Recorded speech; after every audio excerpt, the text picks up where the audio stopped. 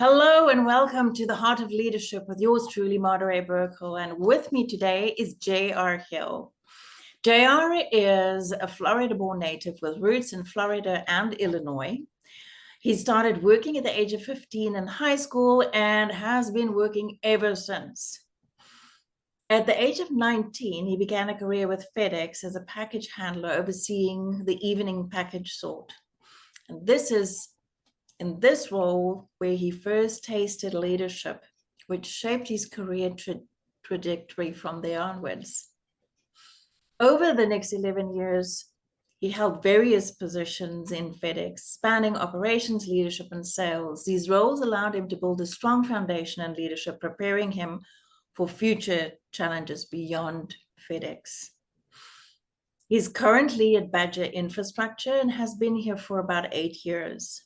His roles included area manager, district manager, and currently the general manager of Northern California and Locate Services Division. And in addition, he has served on the company's emergency response teams as an incident commander, operations manager, and dispatch manager. JR married his high school sweetheart and enjoys golfing on the weekends and traveling with his wife, Vanessa. He recently completed a bachelor's degree and is currently pursuing an MBA. So welcome, JR. Thank you. Appreciate it. Glad you could join me for a conversation about people-centered leadership today. Absolutely. Happy to be here. Really appreciate the invite. Excellent. So I'm going to jump in with that big question. You had a blessing early in your career to have a pivotal moment that changed your perspective on leadership. Please share the story with our audience. Absolutely. It's one of those moments in life, in your career, and especially leadership that you look back on and you certainly appreciate. And I contribute that one conversation to that pivotal moment, as you said, to really shape my leadership perception and really kind of put things in perspective for me moving forward. So it was back at FedEx. I was a assistant manager, and I was rather young, 2021, and I thought I was doing everything right. I thought it was great. The team loved me. I think I was taking more of a friendly approach, trying to be a friend and not really supporting them, or I thought I was. It wasn't being the best in support for them. So my boss at the time, a gentleman named Greg, he asked me to step out, and we went to a meeting. It was a little Panera next door, and we sat down, and he hit me with it. And I had no clue what I was going into on the meeting, and completely caught me off guard. But he pretty much outlined that the team wasn't happy with me. They didn't appreciate kind of the way I was supporting them, and they frankly didn't feel supported.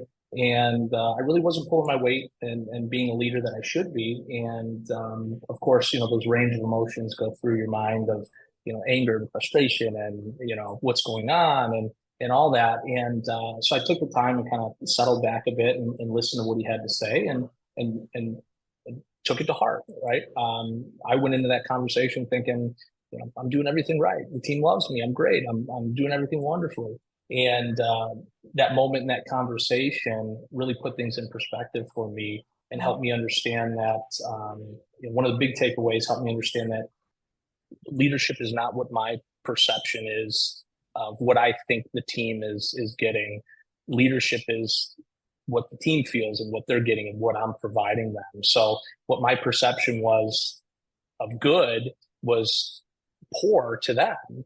And I needed to take a step back and kind of reevaluate my approach and what I was doing and how I was handling things. And he gave me a couple pointers about engagement with the crews and better ways to support them. But it was very eye-opening. I took the rest of the day and kind of reflected on it and kind of came back a little bit later with a kind of a renewed sense of what I needed to do as a leader and how I needed to support my team and be there for them and kind of what leadership truly looks like and kind of pull my perception of what good is out and really rely on them to provide me what a good leader is and am I being a good leader and supportive to them. So it was those pivotal moments that really kind of set things straight, and it's sometimes tough to hear, but it was what I needed to hear. And if I didn't hear it then, the reality is, who knows if I would have had a leader that would have took the time.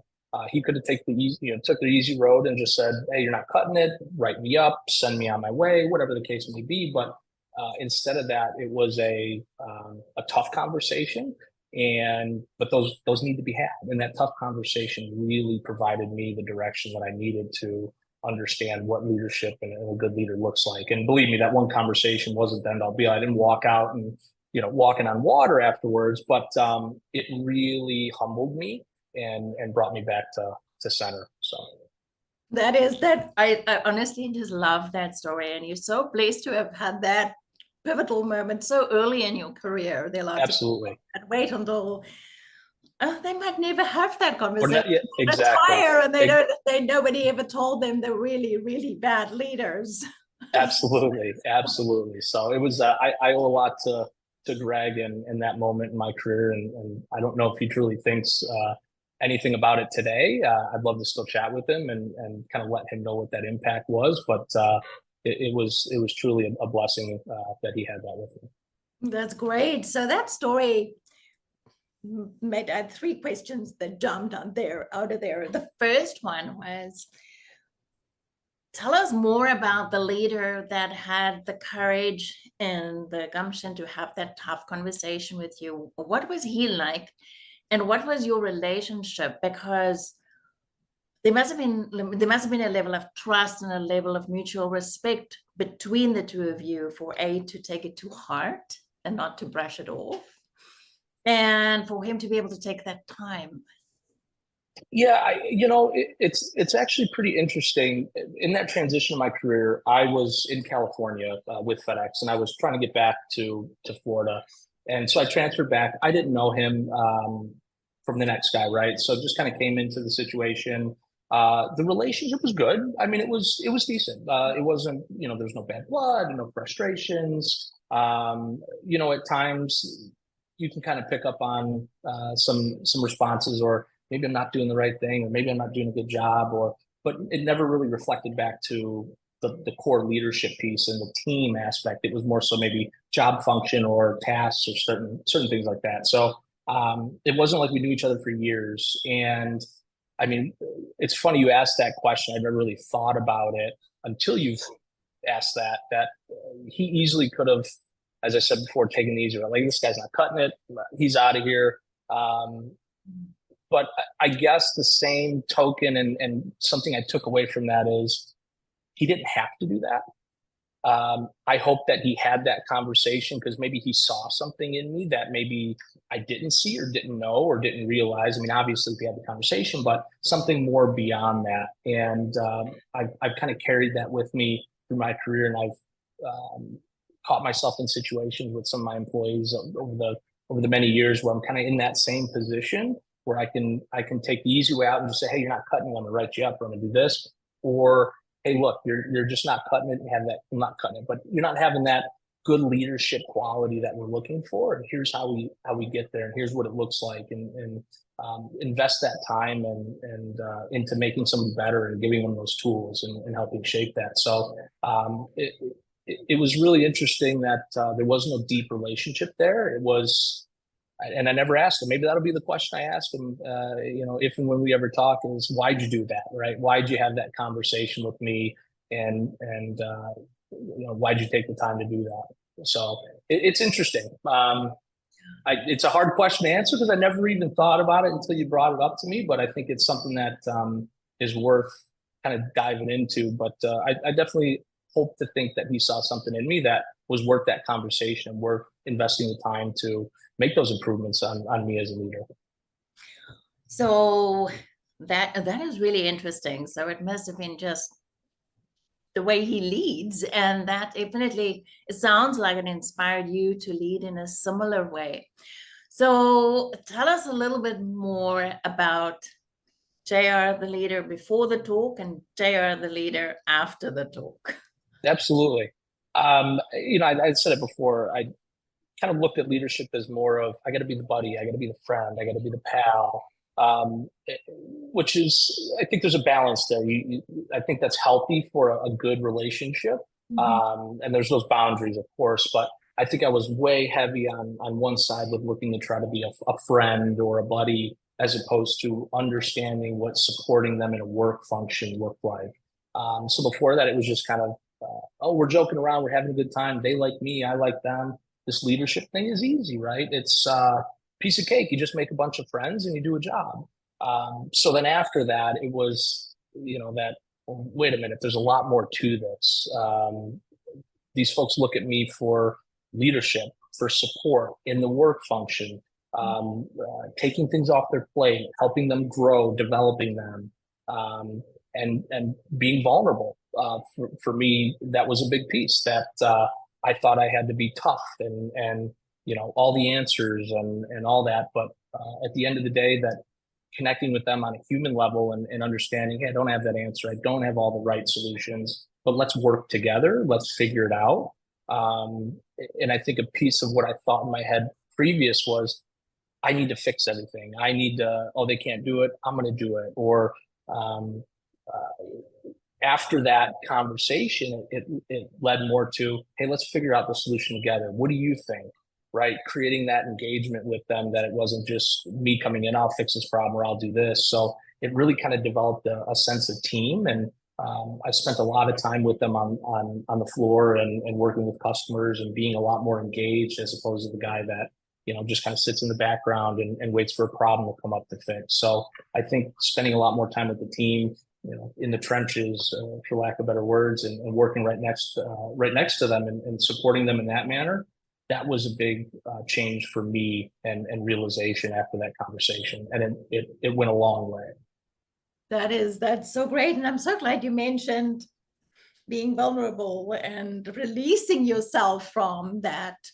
I need to have all the answers. I'm the boss. I am the dispenser of wisdom and solutions, and I fix everything for everybody.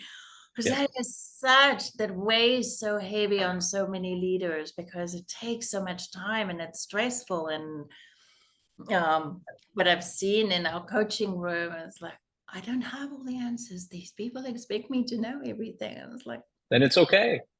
Yeah, it's okay. It's okay. Absolutely. Yeah. Absolutely. And the way the world is moving so fast, it's just impossible.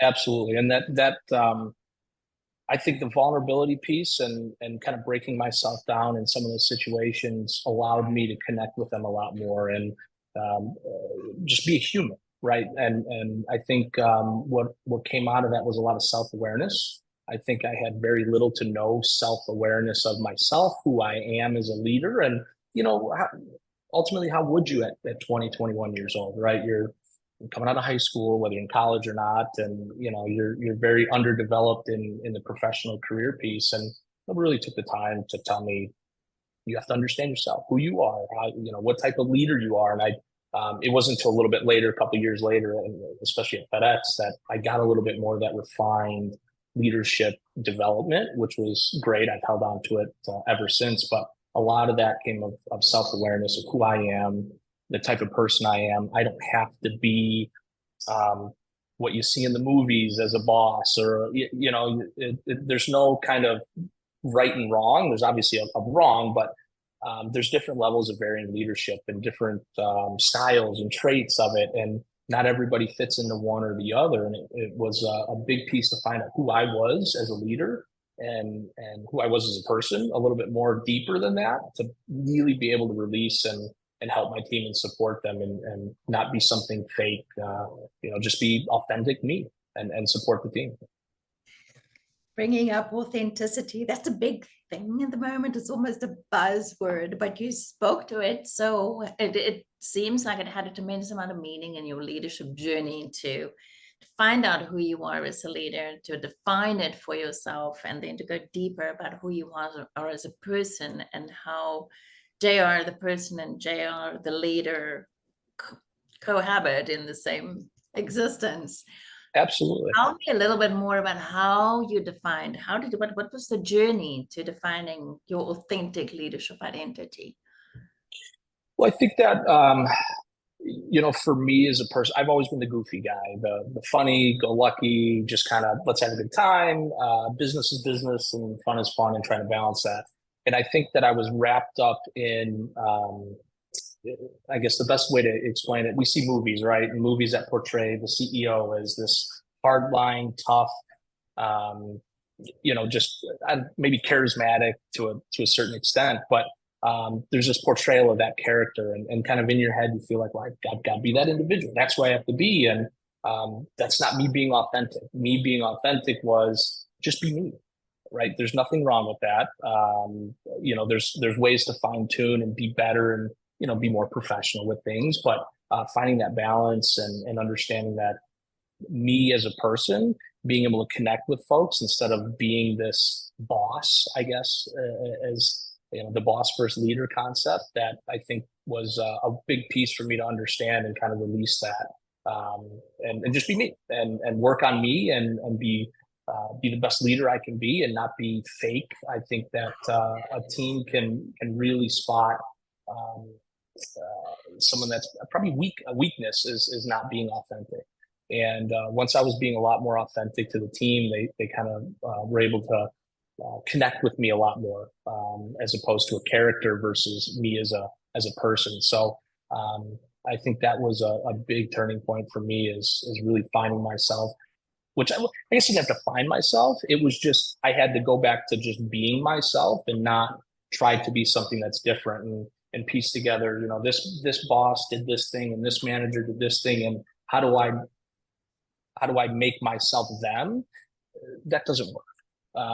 Instead of taking traits or the personality side of the characteristics of them, take good quality leadership traits that they have that they've provided you, and use those as opposed to trying to be them as the leader they were.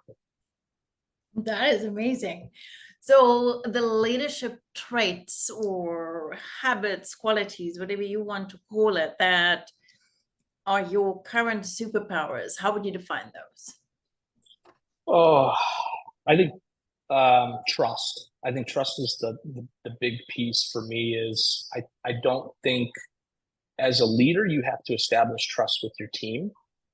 If trust isn't there, it's very hard to get buy-in and help support them and provide direction. If they don't trust you in the direction and the vision that you're portraying, then it makes it very difficult to get everybody on the same page and moving forward. And I think once you have that trust, and it's two ways, right? I have to trust them, they have to trust me. Once you have that bond, I guess, that I trust you, you trust me, we're here to support each other, let's be successful. I'm not out to get you, you're not out to get me. Once you break those barriers down and you have that trust, everything else generally comes, I don't want to say it's not easy, but there's a lot less tension and things can go a lot smoother as you transition with your teams and move forward. So I think trust is a big piece for me. And I think the authenticity for me, just being me. I think people connect with me. I enjoy connecting with them. And I think that you get trust with somebody and you take the time to get to know somebody and understand what makes them tick. It doesn't matter what makes me tick. It's what makes them tick and understanding them. I find myself, maybe we're getting a little bit ahead or off topic, but situational leadership was something I went through with FedEx in my early mid-20s, and it stuck with me my whole career. And understanding different situations, different people require different approaches and different levels of understanding. That for me was something that I embraced, and I think it helped me move along with my teams and get that trust and enable me to be authentic, right? My teams right now, currently, we have great relationships, right? We joke, they understand when things are serious, and we can balance that back and forth. But certainly trust and authenticity is, I think, my two biggest positives I'd say about myself currently. And I love those two because there's like flip sides of a coin. I mean, it's very difficult to trust somebody that's not authentic because you can almost hear the radio static. It's like an Absolutely. authentic person is like a clear ding, and then inauthentic is like static. Like it just makes it's difficult to be in that. Absolutely. Right. Absolutely. Well, if you don't feel that somebody's being authentic, how can you trust them, right? If they're putting on a facade or like we talked about character, right? Like if they're being something they're not, then obviously there's something more behind that where it leaves you a little bit uncomfortable on that trust side of things. So I think those two have married very well for me. And yeah, whether it's right or wrong, it's been working, and I'm comfortable with it. And I think it's been a good way for me. So I often get asked, how do you build trust in your team? So what I'm hearing is that the foundation of it is authenticity, which 100% yes. What else would you add into that bucket? And I kind of alluded to it, but you got to get to know them. It's not about you. It's getting to know your team. Everybody's unique. If you got 10 people, it's not 10 cookie cutter individuals. It's 10 people with 10 different lives, 10 different histories in their work and their career, or their schooling, education, all that stuff, their family life, their everything, right? So there's 10 different personalities, 10 different ways, 10 different brains and different mindsets of thinking. So I think really taking the time to understand what are the strengths and what are the weaknesses, and where are the opportunities at with each of the team members, and really expanding upon their strengths and looking at maybe their weaknesses or shortcomings and coming up with a good plan to help improve that.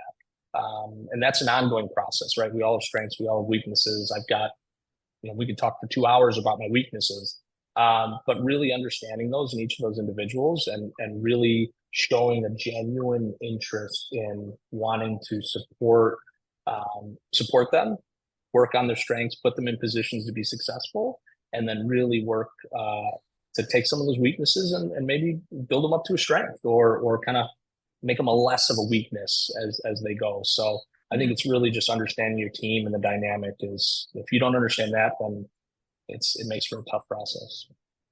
So that is for us, that is very much at the core of people-centered leadership. It is like you getting to understand the whole person and managing them as a whole person. It brings relational leadership, compassionate leadership, empathetic leadership, all those really more 21st century leadership frameworks into real practice, which is what I just absolutely admire in your leadership practice. This is really great.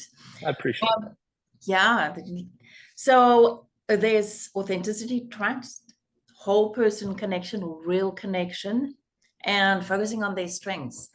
What else would you add into the bucket?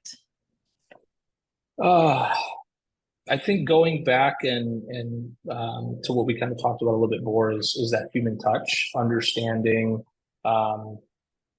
when I think some of the best times that I've had, I don't know if it's the best times, but some of the best outcomes of situations for both me and the employee, individual, whatever, direct report, has been in situations where I failed and I had admitted it, right? We all fail, we all fall short. And I think a lot of those times where I've broke down some barriers with some folks is really when you do fail and do make mistakes, don't try and cover them up. They happen, own them, put them right in the forefront. I think that it builds, it kind of goes back to that trust piece a little bit, right? And the vulnerability, and hey, look, I'm human, right? I made a mistake, and we probably should have looked at it this way or that or whatever. Like, let's learn from it and move on. It's the same conversation I had. Like, let's take a risk, make the decision what's best. If you think it's best, great. As long as it's legal and ethical and all that stuff, like, let's give it a shot. And if it's a failure, hey, it's okay. We'll learn from it and move on. But really giving that autonomy to my folks and making them feel that failure is it's okay. We don't want consistent failure, of course, but we definitely want to accept some missed opportunities or failures and learn from them and move on, so we don't have them happen again. So I think really me showing those shortcomings in myself, that I'm not perfect, I don't have all the answers like we talked about. When I make a mistake, I own it and I put it right out there, and I think that helps transform to my team that it's okay to make mistakes. They make mistakes too. Let's learn from them. Let's be honest and upfront, and let's figure out what we can do better next time. So I think that's been a big piece for me, and really trying to help with my teams. That immediately reminds me, it brings a tremendous amount of psychological safety into your team, that my leader fails and he owns up to it and he's transparent about it. He's not trying to shove it under the carpet and be all big and brave about it. It's real. It's part of the authenticity here. And that's such a great example of leading by example, because I bet none of them would ever rub or throw a mistake or a failing under the rug. They'll own up to it. Absolutely. I mean, it's a part of life, right? It's no different at home or at work or in anything that we do. And if we all have the best intentions, I mean, that's, of course, you look at it. If you have the right intentions, you put forth the best effort you could, and we missed the spot, like it happens. It's going to happen. It's not the first or the last time. Let's embrace it. Let's figure it out, move on from there. So. Awesome. So in your role as general manager, I would imagine you mentor or nurture leadership in other people around you. What's the best advice that you give them? Oh, one of the most powerful things of being a leader, whether it's a new leader, 20, 30 years into your career, whatever the case, you have the ability to shape somebody's career. But more importantly, you have an opportunity to shape their life. And I think one of the best feelings that I have as a leader is when you get to see something in somebody that they don't necessarily see in themselves, and you get to pull that out of them and kind of force them to dig deeper and find something in themselves that they didn't know they had. And I've got a gentleman that back in Florida when I started with Badger, he was my second operator. He was, I moved him up with me as a supervisor, and then he replaced me when I took on some more roles. But, one of the things that was really exciting for me is I don't think he saw leadership traits in himself.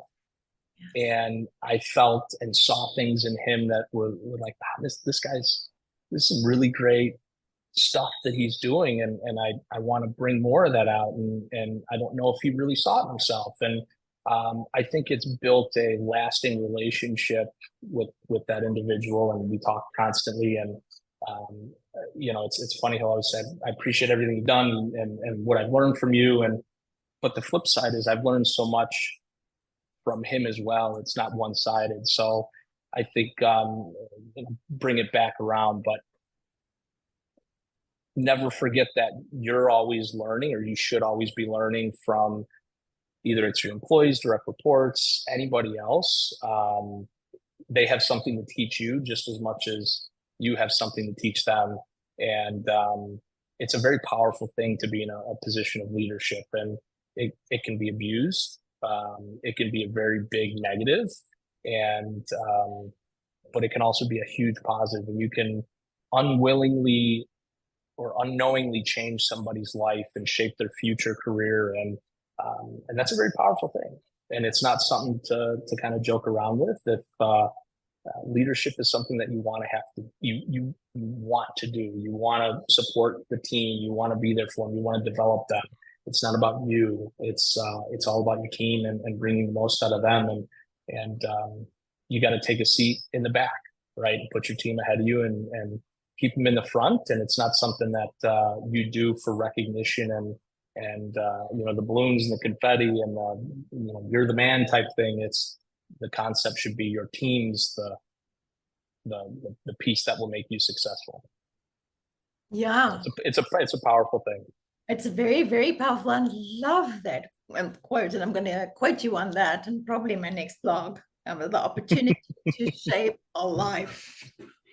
And it is a massive responsibility if you think about it. I mean, I know if you watch any of the medical shows on TV and the surgeon holds somebody's heart, it's like, wow, I'm holding somebody's heart.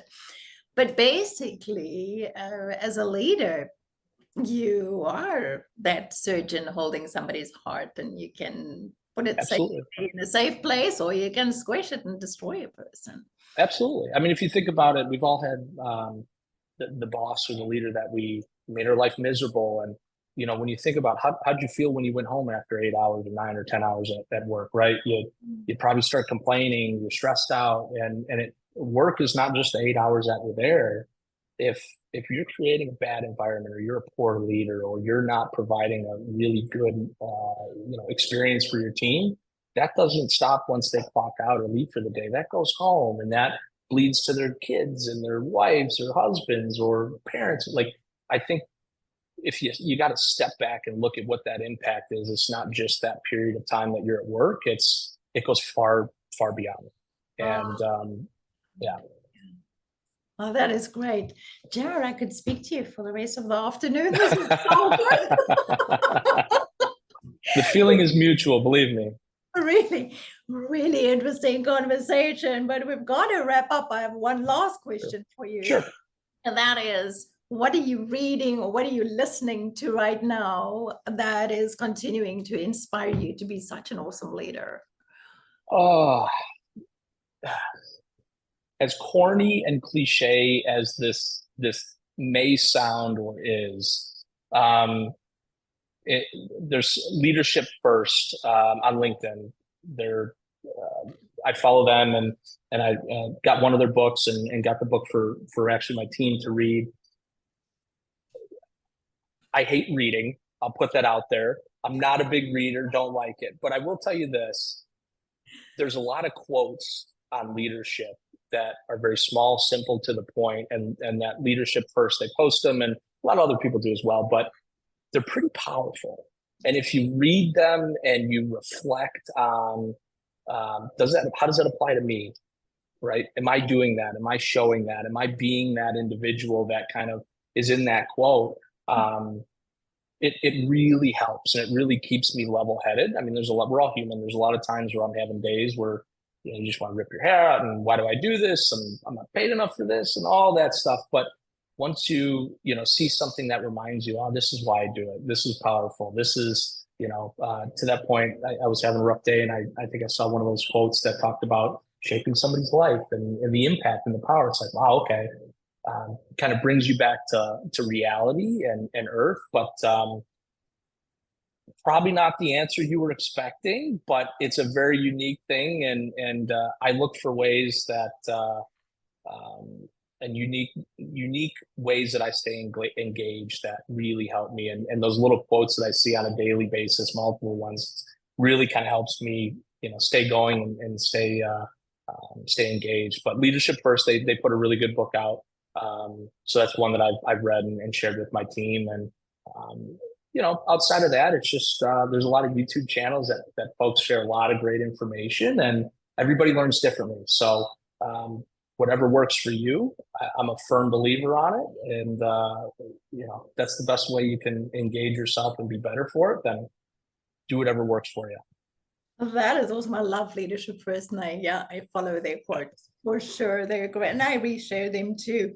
So as a last word from you, what's your favorite quote at the moment? Oh, goodness. Let me think about that. This is putting you on the spot. I apologize. It is putting me on the spot. I mean, I'm going through my brain in the Rolodex on there. I think one of the quotes that stands out the most, and I kind of regularly see it. It's a line, and I'll probably butcher it a little bit, but the premise is how leadership is about your team, and it's not about you. And your job as a leader is to help grow and develop others to be better than they were. And that's kind of the premise of it. But I think that's really powerful and really a good reminder that why you do this is not, we all want to get paid. We all want a paycheck, of course. But the biggest piece is we do it because we want to develop others and see others be the best that they can be and excel and really stand out among the rest. So that's probably that. I didn't quote it exactly, but that was kind of the premise of it. So. Oh, that's a wrap. Thank you very much, JR. And that quote just summarizes it all. This is great. Loved having you on the Heart of Leadership, and I hope our listeners will enjoy it equally.